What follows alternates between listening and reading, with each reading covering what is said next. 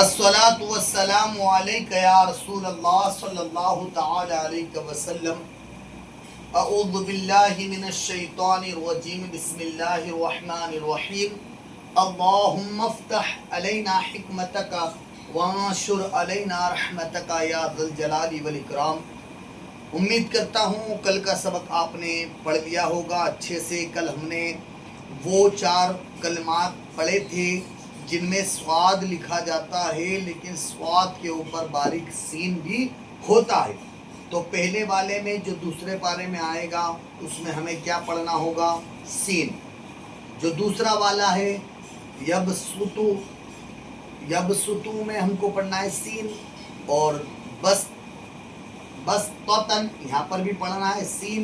تیسرا والا جو آئے گا، دوسرا والا 8ویں پارے میں آئے گا، تیسرا والا آئے گا 27ویں پارے میں۔ کل ہم نے سنا تھا ام ہم المسیطرون، یہاں پر سواد بھی پڑھ سکتے ہیں اور مسیطرون سین سے بھی پڑھ سکتے ہیں۔ چوتھا آئے گا 30ویں پارے میں، ہم نے کل دیکھا تھا، قرآن پاک بھی کھول کے دکھایا گیا تھا آپ لوگوں کو۔ بمسیطرین، بمسیطرین مطلب یہاں پر کیا پڑھنا ہے؟ صرف اور صرف سواد پڑھا جائے گا۔ چلیں آگے بڑھ رہے ہیں ہم۔ آج ہم پڑھیں گے تسہیل کا معنی کیا ہے۔ تسہیل کے معنی نرمی کرنا، نرمی کرنا، یعنی دوسری حمزہ کو نرمی کے ساتھ پڑھے۔ نرمی کے ساتھ پڑھے۔ تسہیل کے معنی تسہیل کے معنی نرمی کرنا، نرمی کرنا، یعنی دوسری حمزہ کو یعنی دوسری حمزہ کو نرمی کے ساتھ پڑھے۔ نرمی کے ساتھ پڑھے۔ 2 حمزہ ایک ساتھ آئی، 2 حمزہ ایک ساتھ آئی، پہلے حمزہ ہے اور اس کے فوراً بعد دوسری حمزہ ہے۔ 2 حمزہ ایک ساتھ آئی تو پہلی والی حمزہ تو ٹھیک ہے، دوسری والی حمزہ کو ہم کو نرمی سے پڑھنا ہے۔ دوسری والی حمزہ کو ہم کو نرمی سے پڑھنا ہے۔ اور قرآن پاک میں اور قرآن پاک میں صرف ایک کلمے میں صرف ایک کلمے میں تسہیل واجب ہے۔ تسہیل واجب ہے۔ کیا ہے؟ تسہیل واجب ہے۔ کیا ہے؟ واجب ہے کہ فرض ہے کہ سنت ہے؟ واجب ہے۔ تسہیل واجب ہے۔ ایک کلمے میں تسہیل کرنا کیا ہے؟ واجب ہے۔ واجب ہے، ٹھیک ہے نا۔ سوال ہو سکتا ہے کہ قرآن پاک میں صرف ایک کلمے میں تسہیل کرنا کیا ہے؟ فرض ہے، واجب ہے؟ کلمہ بھی دیں گے آپ کو اس میں، کلمے یہ کلمے میں، ٹھیک ہے نا۔ تو وہ جو کلمہ آئے گا، وہ کلمہ جو آئے گا آپ دیکھیں گے، وہ کلمہ ہے پارہ نمبر 24 میں۔ آپ دیکھیے غور سے، پارہ نمبر 24 میں آپ کو دکھائی دے گا۔ پارہ نمبر 24 یہ یہاں پر آپ کو دکھ رہا ہوگا، یہ حمزہ ہے اور پھر یہ حمزہ ہے اور حمزہ کے بعد پھر ایک اور حمزہ ہے، ٹھیک ہے۔ تو یہ دوسری والی حمزہ کو ہم کو نرمی سے پڑھنا ہے۔ اعجمیوں اعجمیوں وعربیٌ، وعربیوں اعجمیوں اعجمیوں وعربیٌ، وعربیوں۔ ٹھیک ہے۔ مطلب دوسری والی حمزہ میں نرمی کرنا، اسے کیا کہتے ہیں؟ تسہیل کہتے ہیں۔ یہ آپ کو مدنی قاعدے میں بھی نظر آ جائے گا۔ دیکھیے یہاں پر ہمارا جو سبق چل رہا ہے وہ یہاں پر ہے، ٹھیک ہے۔ ہمارا سبق یہاں چل رہا ہے، آپ کو یہاں پر بھی ایگزامپل دیکھنے کو مل جائے گا اس کتاب میں۔ آپ مدنی قاعدہ دیکھو گے تو مدنی قاعدے میں بھی ایگزامپل آپ کو یہاں پر دیکھنے کو مل جائے گا، ٹھیک ہے نا۔ اعجمیٌ وعربیٌ، ٹھیک ہے۔ اب آپ یہاں پر ہم جو ہے امالہ کو سمجھیں گے۔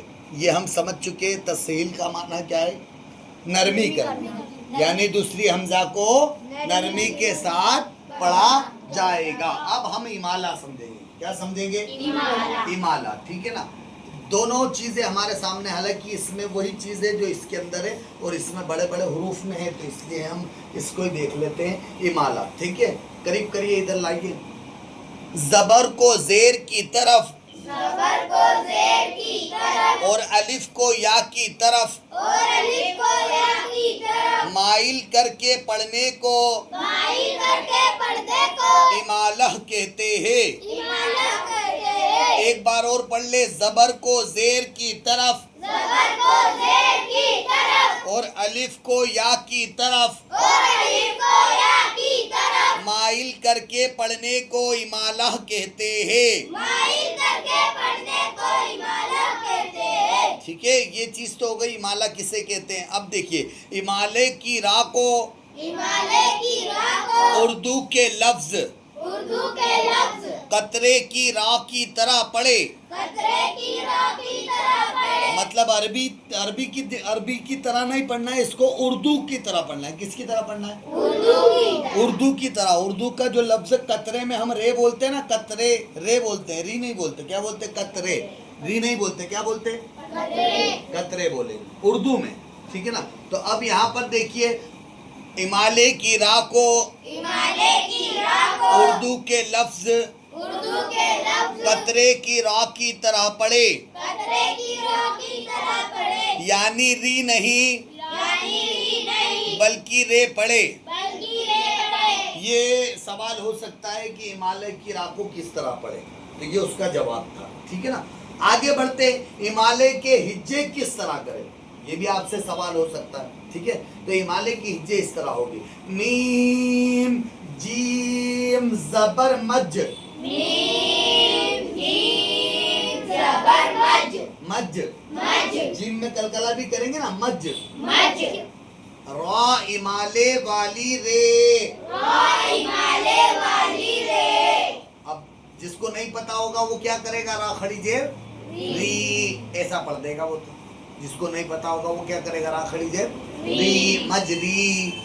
اور اکثر قرآن پاک پڑھنے والے وہ اسی طرح پڑھتے ہوں گے، مجری، کیونکہ انہیں تو پتہ ہی نہیں ہے نا، ٹھیک ہے نا۔ تو یہ قواعد میں شامل ہے اور اسی طرح پڑھنا ہوگا۔ جو قرآن پاک پڑھنے والے جو حافظ اور جو ائمہ کرام ہوتے ہیں نا، وہ الحمدللہ اس کا خیال رکھتے ہیں اور اچھے انداز میں قرآن پڑھتے ہیں۔ لیکن عام آدمی صحیح نہیں پڑھ پاتا کیونکہ اس کو پتہ نہیں ہوتا۔ وہ تو جاتا ہے مدرسوں میں، سبق سناتا ہے اور گھر آتا ہے، سبق سناتا ہے اور گھر آتا ہے۔ قواعد کی طرف ہم نے دھیان ہی نہیں دیا ہے۔ تو اب اس کو پڑھیں گے، را امالے والی رے، را امالے والی رے، مج رے، مج رے، ہا الف زبر ہا، ہا الف زبر ہا، مج رے ہا، مج رے ہا، مج رے ہا، مج رے ہا، ٹھیک ہے نا۔ یہ ہے امالہ، کیا ہے یہ؟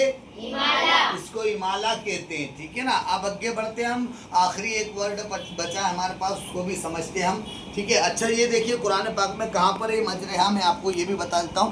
11ویں پارے میں آپ کو نظر آئے گا، 11ویں پارے میں آپ دیکھیں گے تو یہاں پر جو 40ویں آیت ہے، اس کے بعد میں جو 41ویں آیت، 40 سے لے کر 41 اس کے بیچ میں آپ کو دکھائی دے گا۔ یہاں پر دیکھیے مجرحہ، مج رے ہا، تو یہاں سے جب آپ پڑھ رہے ہیں نا تو آپ کو اس طرح پڑھنا ہوگا، بسم اللہ، بسم اللہ۔ بسم اللہ، اللہ کے لام کو باریک بھی پڑھیں گے کیونکہ زیر آ رہا ہے، بسم اللہ، بسم اللہ، مجریہا مج رے ہا، ومرساہا، ومرساہا، مرساہا، ومرساہا۔ ٹھیک ہے۔ کون سا پارہ ہے؟ اچھا 12واں پارہ ہے، اچھا 12واں پارہ ہے۔ 11ویں تو یہ سورہ ہود ہے، ماشاءاللہ یہ 11ویں سورہ ہود ہے۔ میں نے اس کے بارے میں بھی بتایا تھا، خیر میں نے دھیان نہیں دیا کیونکہ قرآن پاک الٹا ہے نا۔